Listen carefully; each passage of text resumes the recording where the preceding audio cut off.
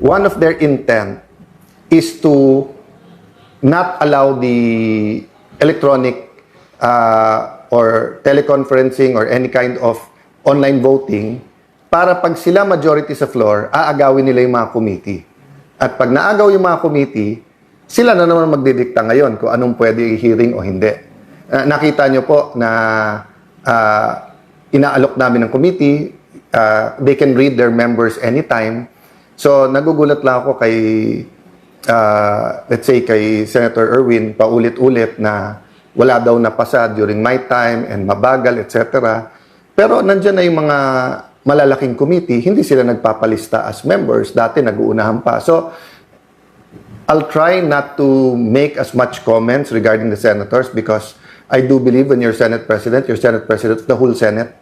I can make a list at para kontrahin yung sinabi ni Senator Lacson of bending backwards. Sila bending the law, bending the rules. Ako bending backwards. Lahat ng request nila, hindi ko na isa-isahin. Basta't kaya, ginagawa. Sa impeachment po, consensus. I did not dictate anything and maayos na lahat yan. So again, I want to emphasize the priorities of this majority. Ako dyan, no? Hindi naman ako natatakot dito kay Marcoleta. Pero time and again, paulit-ulit ko sinasabi, nandoon ako kasi hinamon ako ni Bato eh. 'Di ba? Ngayon, hindi yun utos. Hindi ako inutusan ni Bato. Hinamon niya ako. Ang hamon, pwede mong i-accept yung challenge o hindi. So I accepted that challenge. Ngayon, sabi ko nga, itong kung si Marcoleta ay hahamunin niya akong pumunta ng Senado para batukan siya. I will accept that as well. Punta ko sa inyo, wala man lang nagtanong sa inyo eh. Sir, ano ba bang authority niyo? Bakit kayo po yung nagsaserve? Did you ever ask him? Wala. Tinanong naman, sir. Oh, ano sagot niya? Sagot niya, nandito daw siya kasi in answer to, sir, ano daw po yun? Sabi, challenge daw kasi ni Senator Bato na be Pag present sinabi pag ni siya Senator inaresto. Bato na kumain siya ng tayo, kakain siya ng tayo? Okay, sir, update na lang po sa ICC, sir. May info ba tayo na may darating pang mga ibang arrest warrants, sir? Yes, may darating pa, pero ilang months down the road pa yan lalabas. May info tayo, sir, kung nasaan po si Senator Bato de la Rosa as of the moment? Marami mga leads pero kailangan i-validate ito eh kasi we have to be very sure. But in time, ano yan? Magkakamali yan. Pag dumungaw yan, arestado yan. I believe that's the most prudent thing to do na magsanib puwersa ang Marcos administration at ang mga middle forces na tinatawag. That way, talaga makakonsolidate yung lahat ng mga anti-Duterte forces para siguraduhin hindi na makakabalik sa pwesto ang mga Duterte. Ipinaaresto na ng Department of Justice sa mga alagad ng batas si Senador Ronald Bato de la Rosa. Kasunod yan ang desisyon ng Korte Suprema na ibasura ang hiling niyang temporary restraining order at status quo ante order para pigilan ang pag-aresto sa kanya. I would like to confirm the Philippine law enforcement agencies, which would include the PNP, the National Bureau of Investigation, are now tasked to effect the arrest of Senator Bato de la Rosa. NBI naman, tatalima raw sa utos ng DOJ. Ayon naman sa DILG, buong puwersa ng PNP ang tutugis kay De La Rosa. Tiniyak naman ng PNP na tutuparin nito ang kanilang mandato alinsunod sa batas, due process at established operational procedures. Ang PNP, CIDG at DOJ may lead na raw sa kinaroroonan ni De La Rosa. Hinihintay na lang daw ng PNP, CIDG ang go signal ni PNP Chief Jose Melencio Nartates Jr. While VP Sara is in power, the threat of a full-blown Duterte comeback is still a very real and present danger.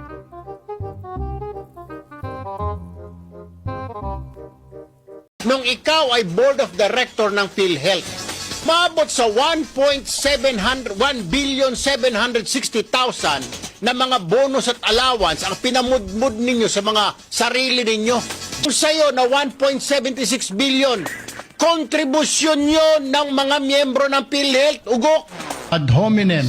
Billion, madam, 1.7. May dokumento ba? Magkano ang tinanggap mo? Pwede po ba, Senator Ontiveros, ipakita mo kung magkano kinita mo? Ang kayo magaling pumuna kayo ng pumuna, mga demonyo kayo. Ad hominem. Pero yung sarili ninyo, hindi ninyo tignan si salamin. Manalamin muna kayo kung may uling ang mukha nyo. Hindi yung tira kayo ng tira, nagmamagaling kayo, nagmamalinis kayo, akala nyo santo kayo, mga santong kabayo kayo, mga hinayupak kayo.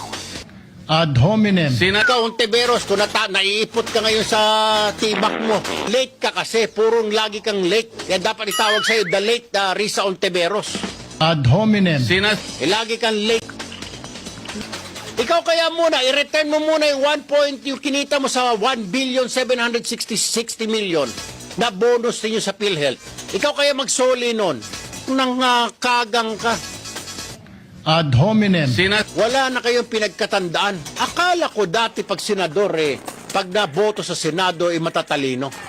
May mga bobo rin pala. At ito po yung dalawang pinakabobo. ad hominem, Kaya sa susunod na halalan, iboto po ninyo yung may mga utak at mga matatalinong mga mambabatas para hindi matulad dito sa dalawang itong mga ugok na walang kinalaman. Ha? Paulit-ulit nang sinasabi na ito ang batas. Pero itong dalawang ito, pinagpipilitan yung kanilang opinyon ng ipis. Ha? Walang nagpapakita lamang na mga walang utak, walang laman, sina Senador Trillanes at Risa Ontiveros. ad hominem, Alam nyo lang gawin, tumira ng tumira at maging source ng fake news. Mga demonyo kayo. point of order, ad hominem, Ang problema, tira kayo ng tira, diretsuhin ko na, tira ka ng tira, Senador Trillanes, ngaw-ngaw ka ng ngaw-ngaw at ngak-ngak ka ng ngak-ngak, Senadora Ontiveros, makinig kayong dalawa, ha? Pag-uuntugin ko mga ulo niyo, mga balasubas kayo, Ang tatapang ninyo porket nasa teritoryo ninyo ako, pumunta ako, pinakita ko na may yag balls ako, wala akong inaatrasan. Hindi kami umaatras kahit sa teritoryo mo pa. Imbitahan mo ako sa bahay mo, Trillanes, pupunta ako Imbitahan mo ako sa bahay mo, sa lungga mo, Ontiveros, pupunta ako Diyos ko po naman. Ngayon, kayo naman ang imbitahan ko sa programa ko dahil inimbitahan nyo ako, pumunta ako. It's just fair na kayo, sagutin nyo itong sa programang ito. Ay, Salome, ibigay mo yung telephone number nga sa ere para matawagan ako ni Trillanes at ni ang nagpapakita lamang na mga walang utak, walang laman, sina Senador Trillanes at Risa Ontiveros.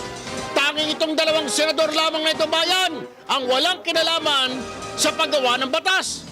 Kaya dapat lumayas na kayong dalawa dyan dahil mga wala kayong silbi, ang alam nyo lang gawin, tumira ng tumira at maging source ng fake news.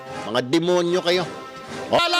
Sa 2019, iboto lamang ang mga mambabatas na may mga utak. Huwag niyong iboto yung mga tanga at mga pulpol tulad ni Trillanes at Ontiveros. Dahil pag binoto niyo uli ang mga ito, walang mangyayari sa ating bayan. Puro fake news ang aabutin natin. Ladies and gentlemen, Tulfo Brothers, ulol! Hindi nga ako kasama. Hindi talagang mahinang ulo nito. Anyway, bayan, pagpasensya ho na natin itong dalawang pulpul na ito. Ito na yata ang dalawang pinakamahinang senador na nakita ko sa buong mundo. Mabuti na lang, ala na po si Senadora Miriam. Kung nandyan pa, nasermonan kayo. Diba dati nasermonan si Lito Lapid? Wala na sa Senado. Kagaya ni Bongbong Marcos. Yung matalino, senador matatalino. Yung mga matatalino, wala na sa Senado. Kagaya ni Bongbong Marcos. Yung matalino, wala sa Senado. Yung mga pulpol, yung dalawa dyan, nagpupumilit. Halatang halata, kahapon, Diyos ko po. Anyway, ito namang Ontiveros, mawalang galang na, BOSSING. Huwag kang puro paganda ng pamaganda, pa-makeup ka ng ma-makeup. Kahapon, ang puti-puti na ng mukha mo sa sobrang kapal ng makeup mo. Akala ko sinabuyan ng espasol yung mukha nun. Ganun ba talaga kaputi yung mukha nun, Ivy? Parang sinabuyan ng espasol. Pakala ko ginudgod sa espasol yung mukha ni Ontiveros. Akala ko may espasol at ginanon-ganon yung mukha niya doon sa plato ng espasol. Hoy! Gumawa ka rin ng batas, hindi yung puro kayak-yak. Puro kayo, para kayo magkasintahan ni Trillanes, puro butas laban kay Duterte hinahanap nyo. Binoto ka ng taong bayan, Ontiveros, para gumawa ng batas. Hindi ka binoto dyan para maghanap ng butas kay Pangulong Duterte. Ugok, nasaan na yung 1,760 million na pinambonus ninyo sa mga sarili ninyo, mga opisyalis kayo ng PhilHealth noong 2015? Nasaan na? Sagot! Di ba pinapasoli na sa inyo ng COA? Sinabi ng COA, disallowance? Oh, kahapon, ilang beses ho ninyo ba ay narinig yung sinasabing disallowance? Ibig sabihin, isole. Oh, sinabihan na kayo ng Tiberos, mga kasamahan mo, nung panahon ni Pinoy. Ito mo, 1,760,000,000. A few moments later. Ito pong motion na gustong talakayin ni Senator Marcoleta at pinamudmod ni Senate President sa atin, bagong motion po siya. Kung kaya't nag-a-apply po ang Rule Section 136 na kailangan bigyan ng isang araw pa pagkatapos ito i-move para talakayin. And tama si Senator Pangilinan, sa Lunes pa po yun, Madam President. Salamat, Madam President. Madam President, without giving meaning to anything, ito pong mahirap kasi kung wala po tayong legal background dito. Kaya sinasabi ko na nga po, hindi po bagong motion ito eh. Hindi siya bagong motion. Kasasabi ko lang po, May 11, minub ko na po ito. Madam Sino po President, magsasabi na bagong motion? point of order. Ad hominem. Sinasabi ko lamang po, Hindi, ang sinasabi Madam ko lang, President, kanina ko po sinasabi. Hindi po tama yun. Section Sasabihin yung 136. kasama niya Pwede po ay ba? walang Session is kinalaman, suspended. Pwede po walang bang alam sa pagbigyan? batas. Ago, there were 4 element benders: earthbender, firebender, waterbender, and airbender. But today, we witness the man who can bend the 5th element, lawbender. Hindi lang po ang pagnanakaw, they were also shouting, ibalik yung pera nila. And I believe the Secretary of Justice heard that. And I believe Malacanang heard that. Kaya nga po, dito po sa mga kontraktor, mga opisyal, isole ninyo ang pera ng taong bayan. Hindi po batas ang pinag-uusapan. Wala ho tayong pakialam sa batas na yan. Sometimes, you have to bend the law to be able to please the people. Mas mataas po ang taong bayan sa batas. Am I right, Secretary Remulla? Yes, sir. Mr. Chairman. Thank you, Mr. Chair. Mr. President, the distinguished colleagues, just want to make a point of manifestation. I was the one who said this morning that sometimes we have to bend law. We don't have to. The point is, there's a Latin word that says, vox populi, vox Dei. The voice of the people is the voice of God. Now let me ask you, Mr. President, is our law higher than the voice of God? Is our law higher than the voice of the people? Mr. President, the law is supposed to protect the people. What we are asking, Mr. President, is the return of the value of good faith. I understand, Mr. President, what the gentleman from Pampanga this morning was saying, that it is not a requisite to return the money na kinuha po ng mga kontraktor, ng mga kumita po sa flood control project, Mr. President. Tama po yun, hindi po. At meron pong prosesong sinusunod tayo na kailangan sundin. Pag gumulong na yung batas, hayaan ang korte ang magsabi, Mr. President, tens of thousands of people went out last Sunday. Narinig ko po, hindi ko po alam kung yung mga kasama natin narinig. Narinig ko po yung sigaw ng taong bayan. Ibalik ang pera namin. Malinaw po. And I was asked by a reporter, by an interview, your comment. I said the message is loud and clear, Mr. President. Ayusin natin sa gobyerno ang ating mga trabaho. Iwasan po mahulog sa korupsyon. The people are demanding that these people, contractors, DPWH officials, including politicians who made wealth, kumita po sa flood control, na kung maaari isoli nila ang kanilang ninakaw sa bayan. And I think that is the right thing to do.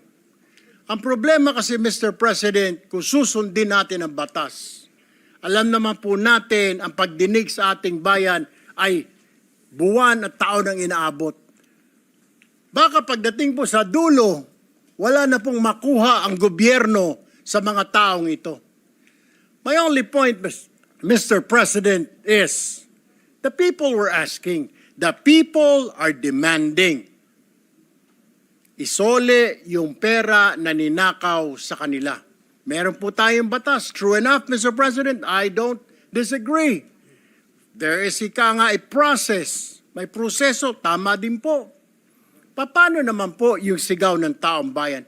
How can we pacify the clamor, the anger of the population, Mr. President? I have no answer. My only answer, Mr. President, is isoli po ninyo ang inyong ninakaw. No ifs and buts. Ang sinasabi lang po ng DOJ, kakausapin po nila ang mga taong ito. Kung pwede, isoli. Wala naman pong sinabi ang DOJ. Ito ang batas, bawal po, kailangan ninyong isoli yan. The DOJ, the Secretary himself said, they will ask, but they will not force them. Depende, mas mabuti raw kung kusang loob nilang isurrender yung pera, Mr. President. Wala naman pong nagbabawal sa batas na magbalik ng ninakaw. There's no such thing. And alam ko pong meron tayong process, we have procedures. But my only point is, Mr. President, whether I'm right or wrong, I stand to the wishes of the public, of the Filipino people, ibalik ang perang ninakaw sa kanila. Period, Mr. President. Thank you, Mr. President. Thank you, Senator Erwin Tulfo. Senator Padilla is recognized. Opo. Ginoong Pangulo, napakaganda po ng mga punto na binitawan ng ating hinahangaan na si Senator Erwin Tulfo. Ngunit, alam niyo po, meron pong historical injustice na nangyari sa mga Bangsamoro. Kung ang usapin po natin ay sisingilin natin ang inang bayan sa mga utang nito sa Bangsamoro at hindi natin padadaanin sa batas, para saan po yung BARM law? Mapupunta na lang po kami sa gulo. Mapupunta na lang po ito sa paniningil na hindi. Kailangan magbayad. Kailangan ngayon na. Kailangan po dumaan tayo sa proseso. Ang atin pong saligang batas ay malinaw na nagsasabi na may due process. Kung ang argumento po natin ay makikinig tayo sa sinasabing ngayon na. Teka muna po. Marami pong maliligaw. Katulad po ng mga kasama nating artista, halimbawa sinasabi nila, kung ganyan, wag na tayo magbayad ng tax. Paano po ang gagawin natin? Papayagan po ba natin na mga artista ngayon wag na magbayad ng tax dahil yun ang boses nila? Yun ang voice of God? Yun ang voice of the people? Ang gusto ng mga tao, lahat ng tao ngayon ayaw na magbayad ng tax. Dahil sa nangyayaring ito. Ang gusto ko lamang pong linawin, Ginoong Pangulo, tama po, naniniwala po ako na ang tao'y galit na.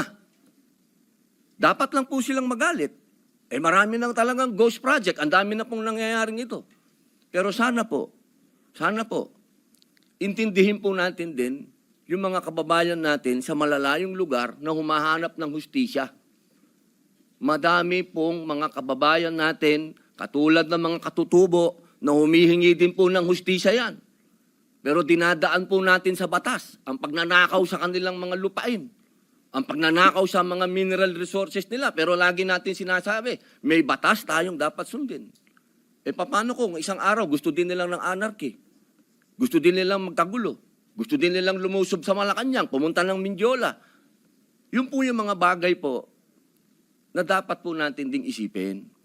Ako po'y hindi kontra kahit kanino dito. Ako po'y number 1 supporter ng lahat nandito. Pero pagdating po sa usapin, na tayo'y magkakaroon na naman ng pag-aaklas. 20 taon na po ako sa Mindanao. Alam po yan ng kapatid ko na si Senator Mig Subiri na umiikot dyan sa mga liblib na lugar para kumbinsin ng mga taong sumunod tayo sa batas. Yun lamang po, mga senador tayo. Gumagawa tayo ng batas. Ang batas kailangan sundin natin tayo mismo. Yun lamang po. Wala naman akong gustong sabihin kundi yun lang. Maraming salamat po. Senator Erwin Tulfo is recognized. Mr. President, just last point. Hindi po kahit kailan nagnakaw ang Bangsamoro.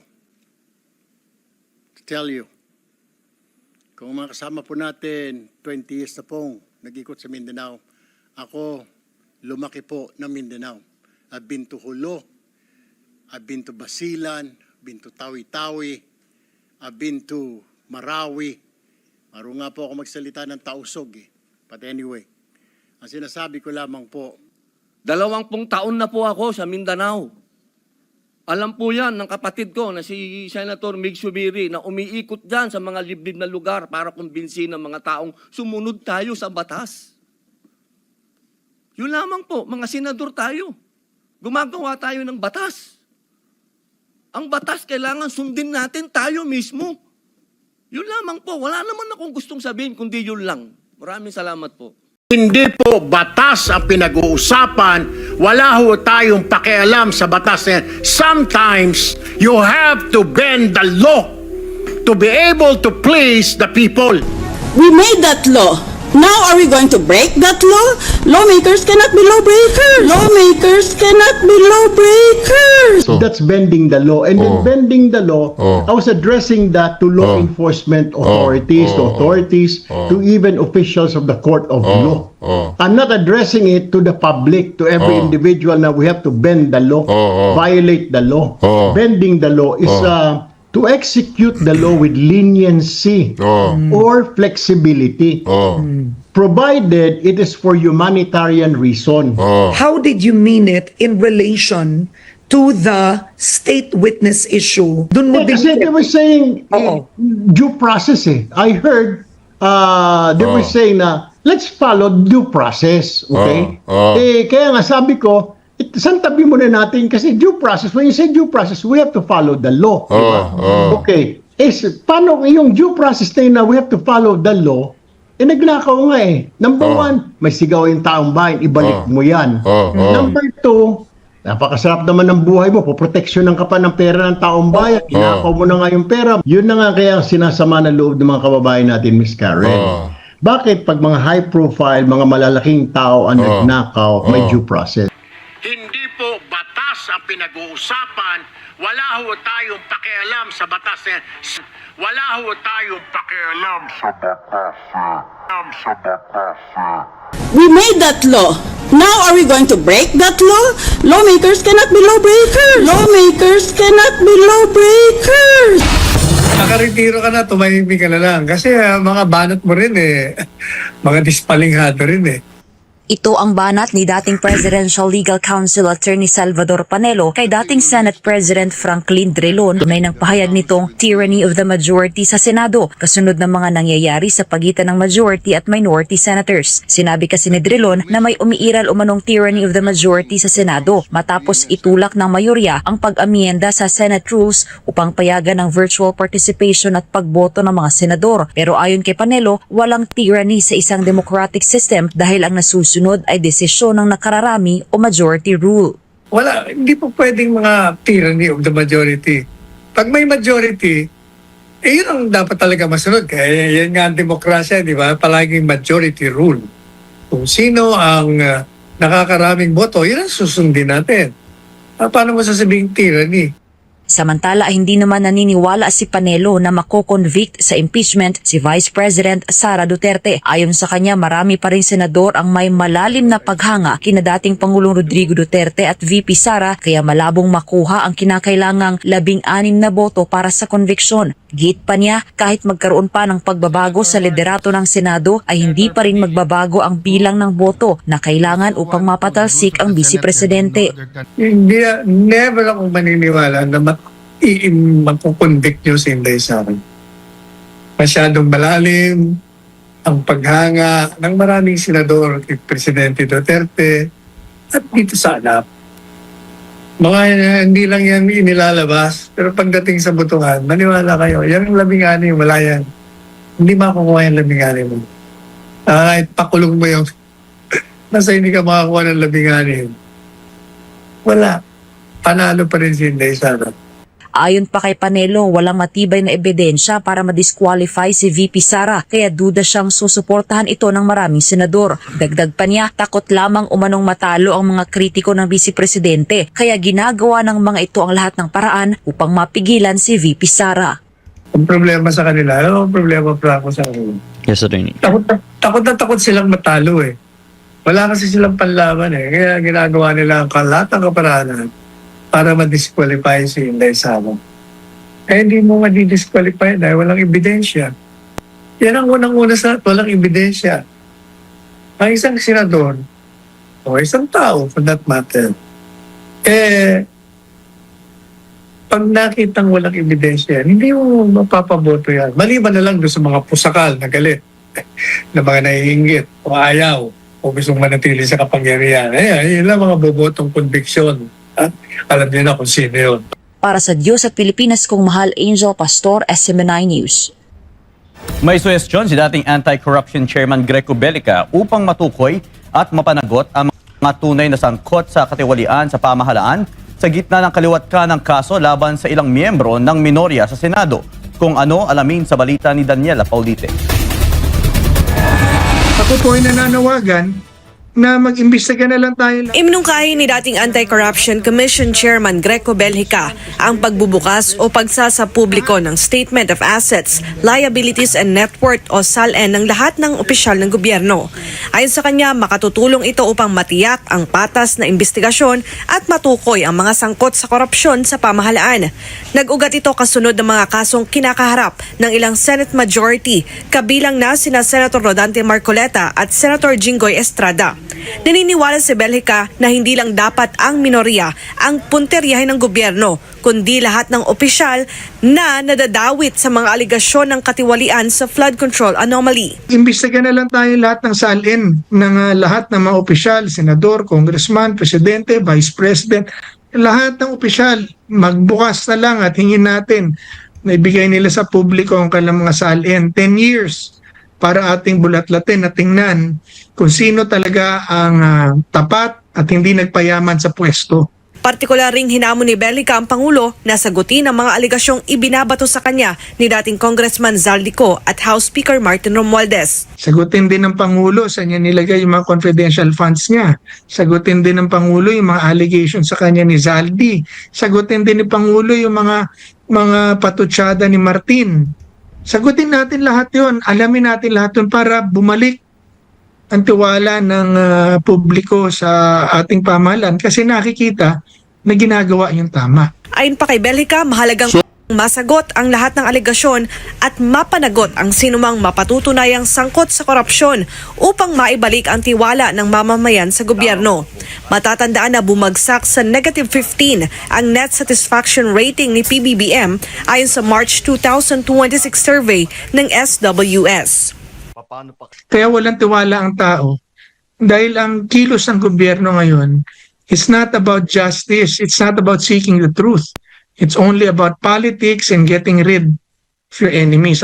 Sa huli, nanawagan si Bellica sa mga senador na manatiling independent, ilabas ang katotohanan at bumoto ayon sa batas at konsensya, hindi sa impluwensya ng politika o pagtatakip ng mga issue. Para sa Diyos at sa Secretary Mike and Attorney Topacio. Comment lang kasi, so why did you bakit kayo nagbigay nung 30 million pesos to a public officer? Because when you gave them, he was an elected official. So bakit kayo nagbigay?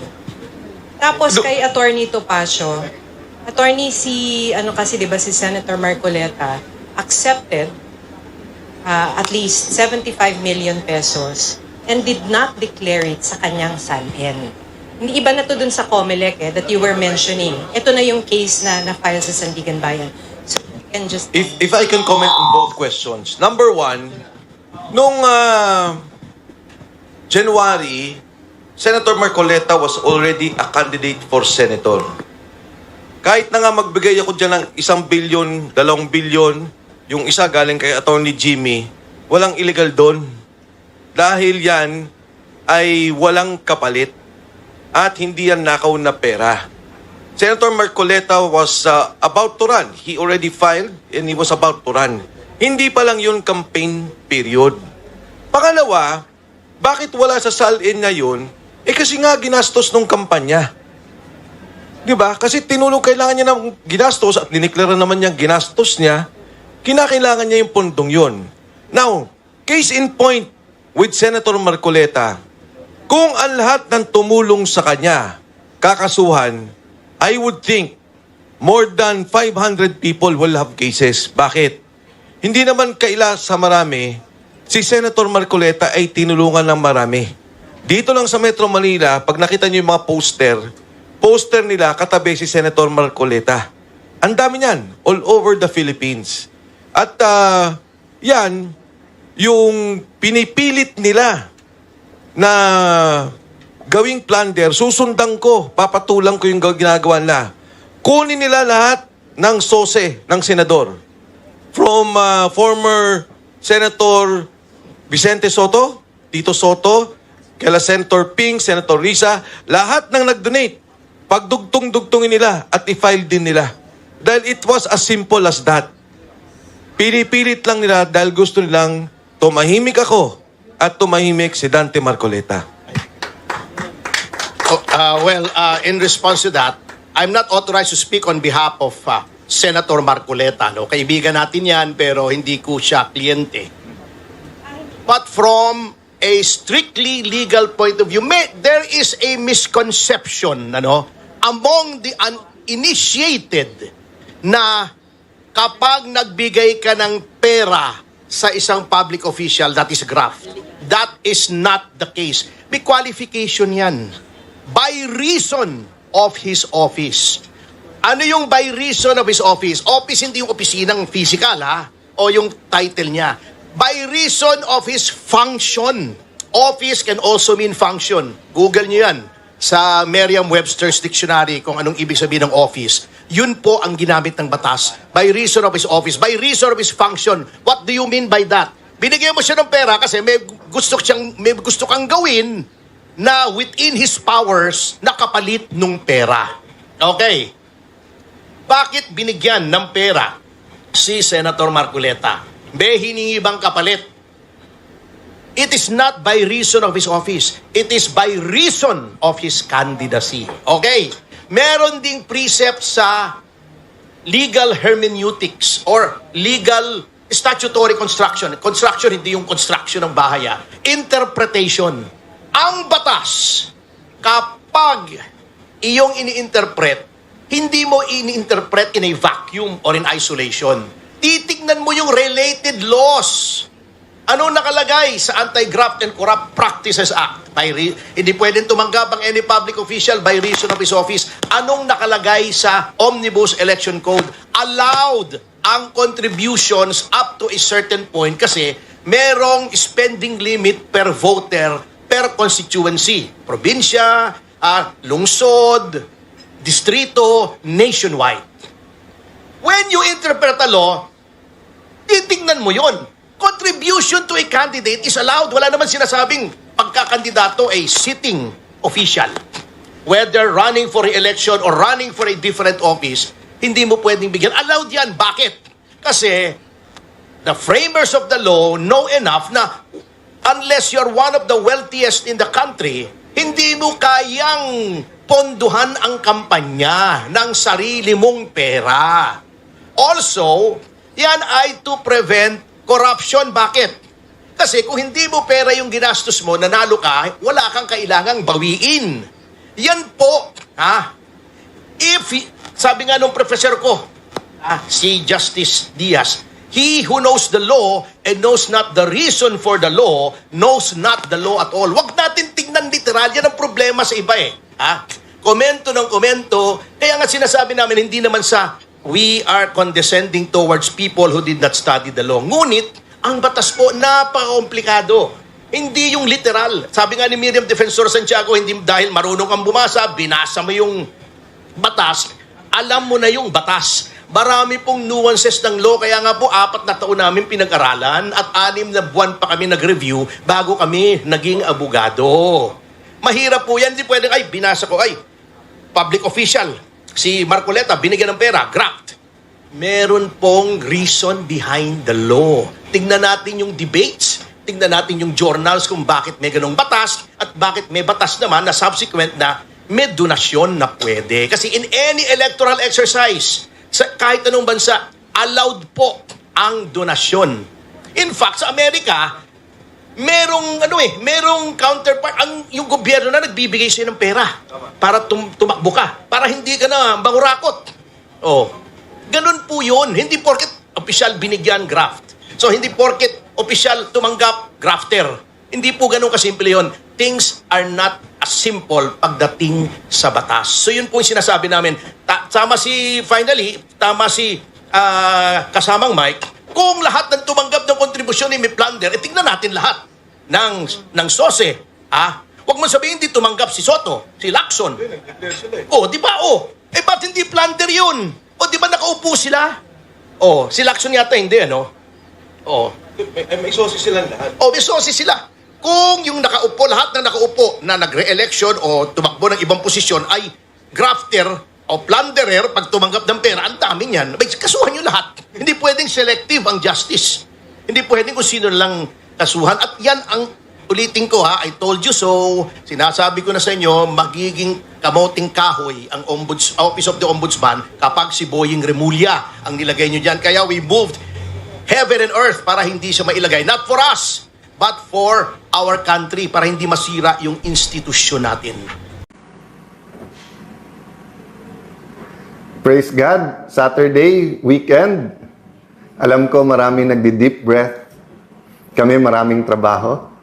And I think bilang mga nagmamalasakit sa ating bansa, bilang mga Pilipino, you deserve to know not only what is happening, you deserve to know why, and you deserve to know the inside stories. So allow me a few minutes to try to directly explain to you, the people, what is happening in our country, what is happening in our Senate, and dahil inside story, what's happening in our minds and hearts. So magandang hapon sa akin Facebook friends, family, mga kasama natin sa media. Let me start first with this verse, no? I love this verse kasi it deals with 2 words that are very, very powerful. It deals with faith and hope.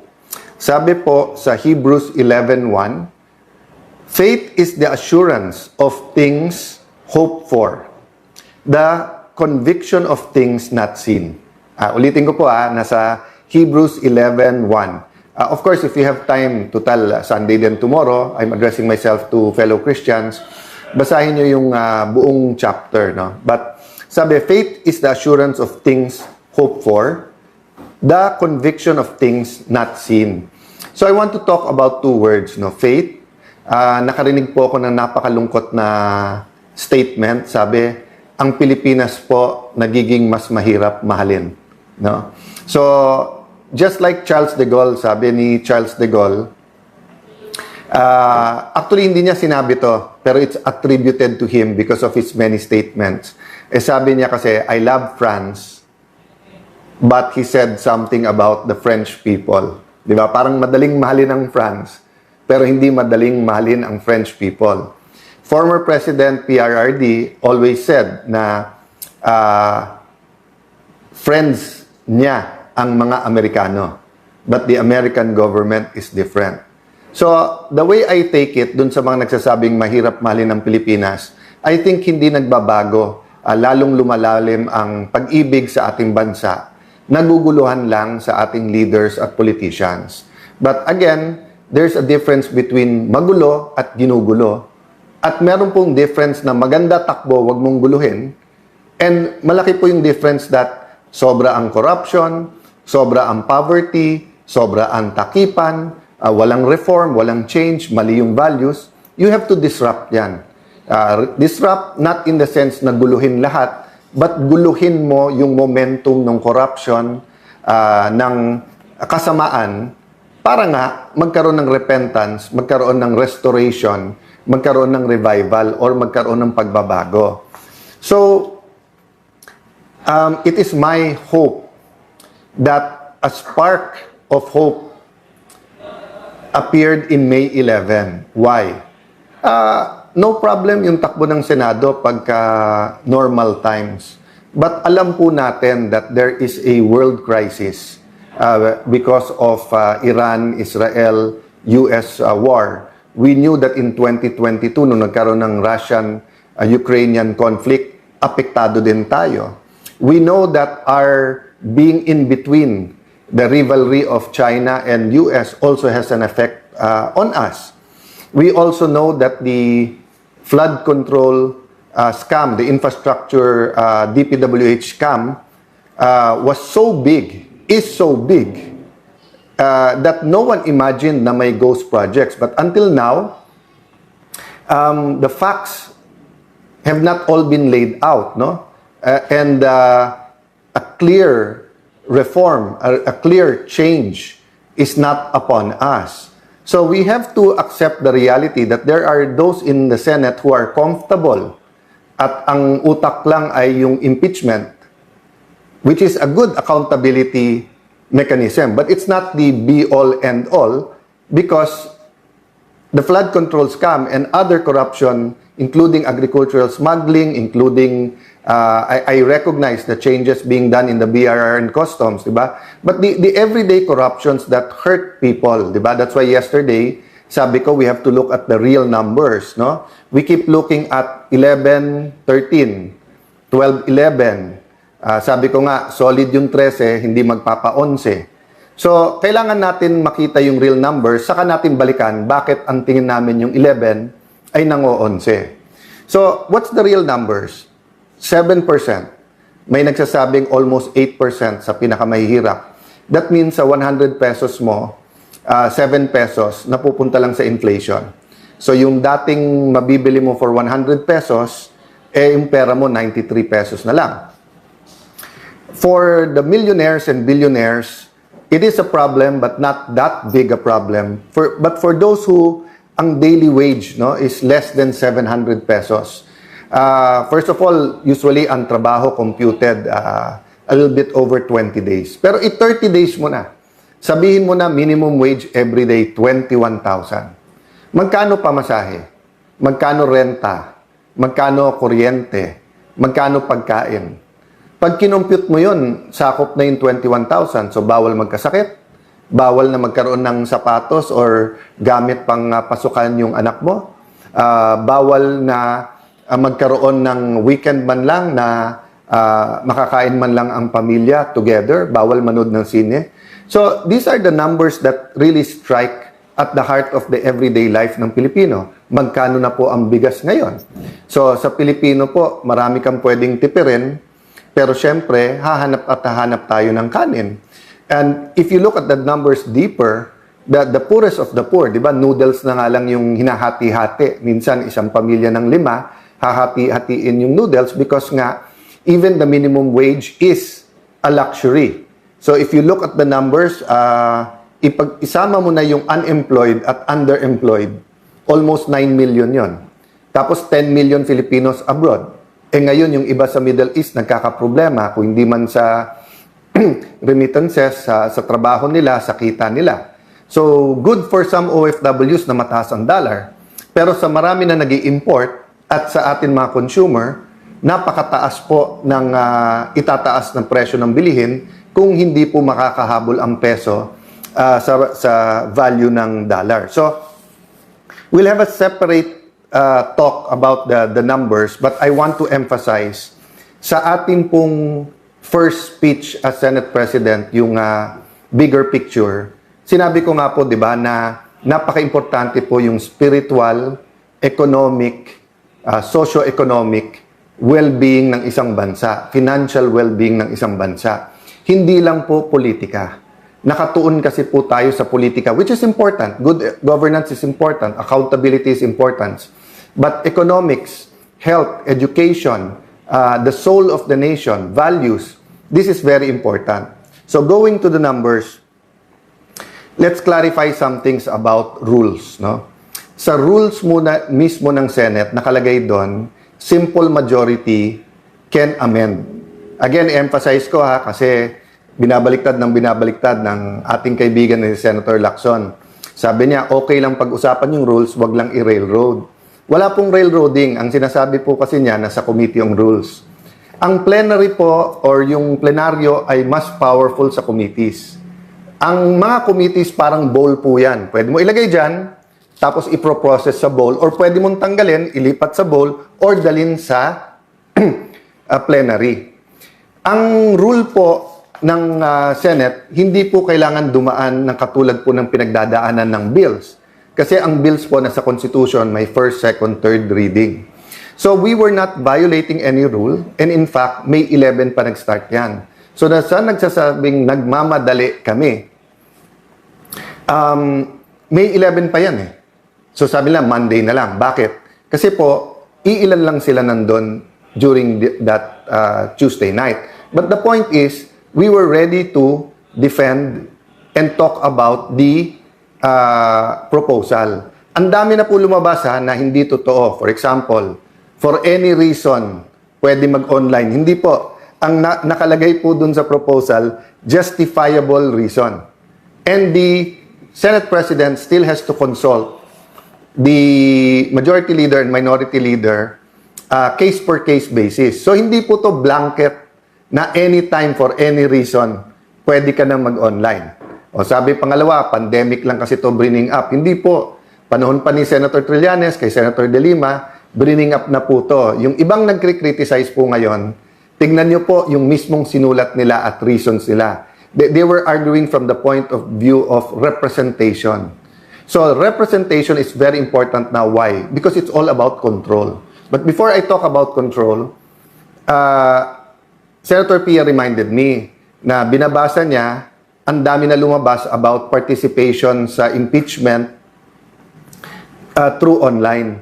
Wala pong katotohanan na yung amendment ng rule na to ay nakaugnay sa amendment sa rule sa impeachment. Bakit po? Unang-una, inadapt na po namin yung rule sa impeachment.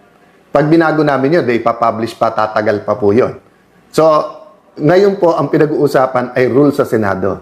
Wala pong katotohanan yung mga nagpo-post na nagsasabing ito po ay may kinalaman sa impeachment.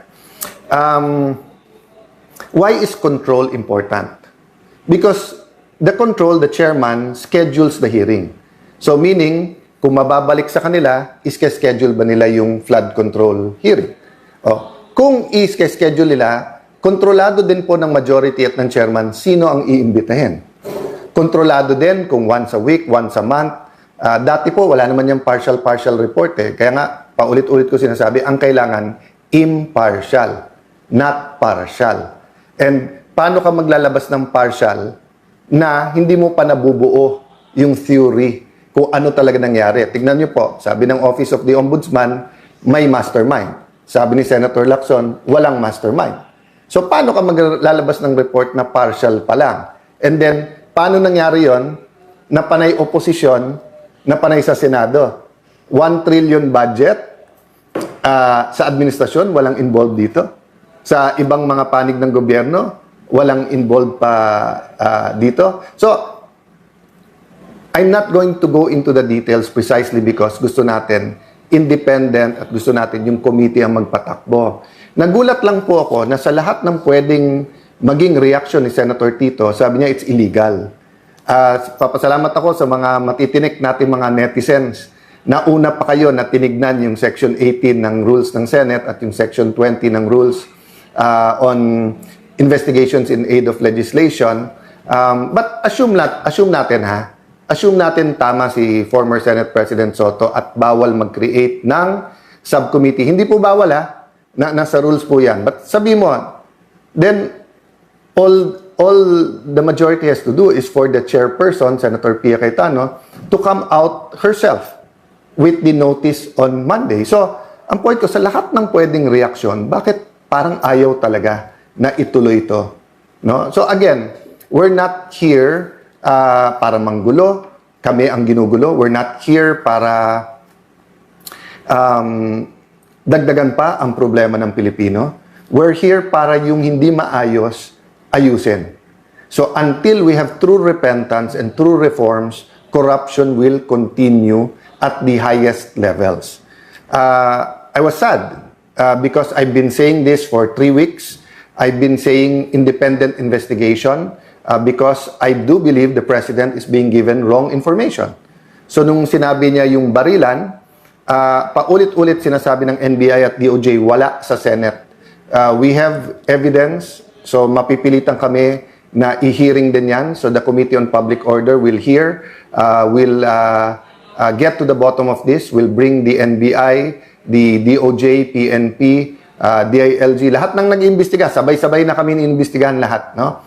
So I want you to understand that the rule about voting is tied to the control. So totoo, 13 ang kailangan para mapalitan ng SP. Pero ang magpapatawag po ng hearings ay yung chairperson. So isang strategy po ngayon ng 11, kaya napansin nyo po every weekend, sila ang gumagawa ng sinasabi nila, may babaliktad, may sasama na sa kanila, may nag-iisip. Alam nyo po ang kudeta, ang isang essential element po dyan ay stealth o kaya yung tahimik, ibubulaga ka, magugulat ka. Diba? So bakit sila maingay about it? One is to try to create distrust among the 13. Secondly is to create pressure. And number 3, bakit nila pinipredict? May huhulihin dyan, may arrestuhin, ganyan. Okay. Because may mga kakampi sila sa kabinete. That's very clear, no? So my point is this, no? One of their intent is to not allow the electronic or teleconferencing or any kind of online voting para pag sila majority sa floor, aagawin nila yung mga committee. At pag naagaw yung mga committee, sila na naman magdidikta ngayon kung anong pwede i-hearing o hindi. Nakita nyo po na inaalok namin ng committee, they can read their members anytime. So nagugulat lang ako kay, let's say kay Senator Erwin, paulit-ulit na wala daw napasa during my time and mabagal, etc. Pero nandyan na yung mga malalaking committee, hindi sila nagpapalista as members. Dati nag-uunahan pa. So, I'll try not to make as much comments regarding the senators because I do believe when you're Senate President of the whole Senate.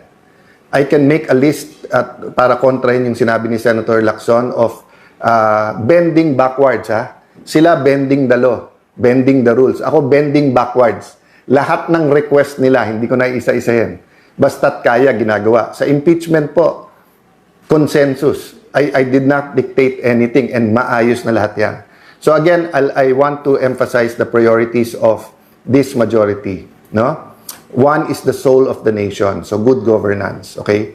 Kasama po dun sa good governance, hindi lang yung accountability, which is the committee hearings and the impeachment.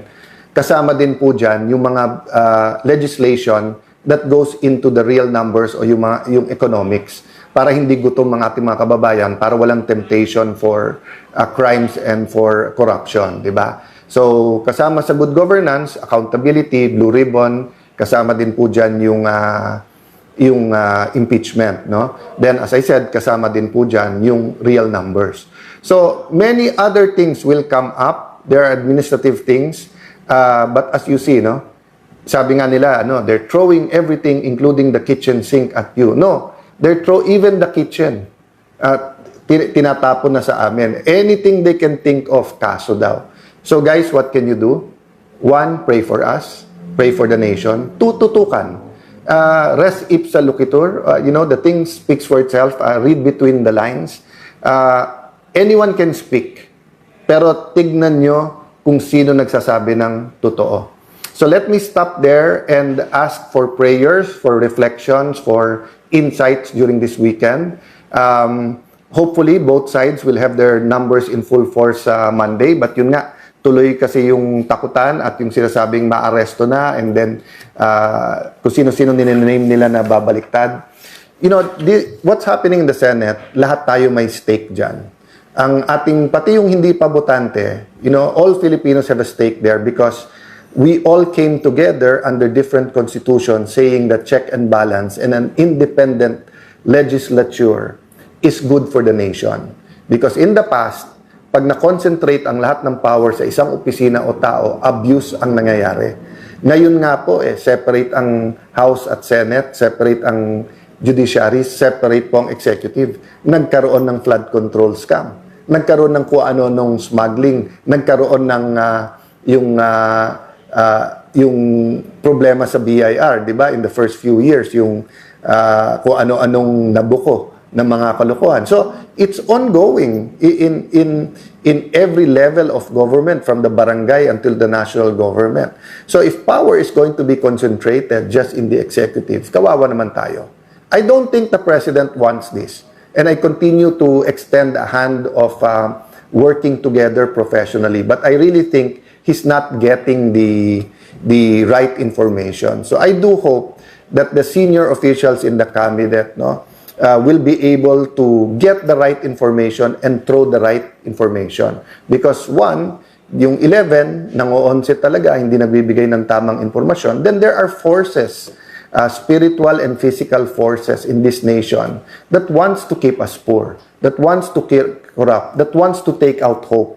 So where I started, that's where I'll end. Don't lose faith, mga kababayan. Have faith. Don't lose hope, mga kababayan. So Christians, Muslim, anuman ang ating paniniwala, keep praying. Malaki ang pag-asa ng ating bansa. But we have to get things done. Good afternoon. God bless you all.